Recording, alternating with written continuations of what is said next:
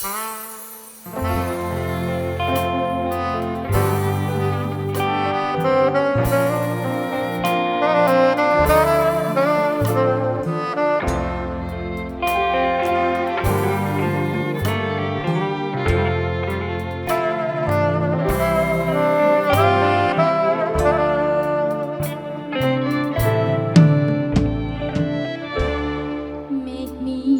រទុំ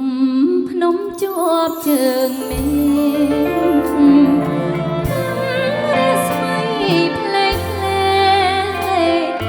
ជ្រែករីត្រីរត់នន់ឧត្តមមានជ័យអានងអាណអូរ៉ាអូនផ្សាខ្លោ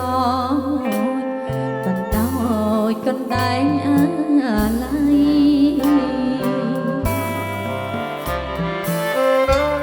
ប្តីគេទៅជួញគេទួញអាណិតប្តី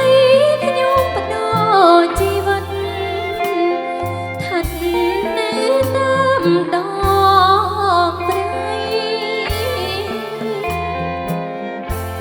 អើភ្នំដងរែកខណ្ឌចែកទឹកដីខ្សែលោហិតនិស័យអាឡ័យបីដូចអញី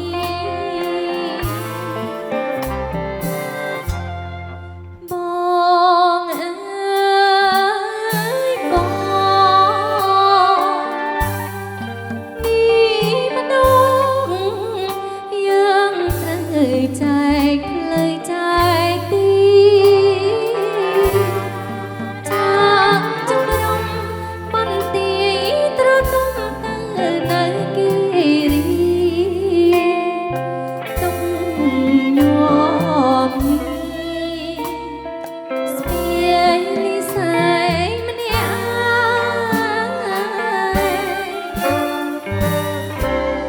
ឧត្តមមានជ័យក្រុងក្រៃសីមាដងគិរី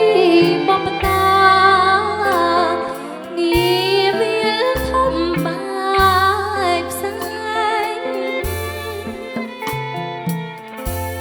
សមងបានឈ្នះគ្រប់ទីកន្លែងវិល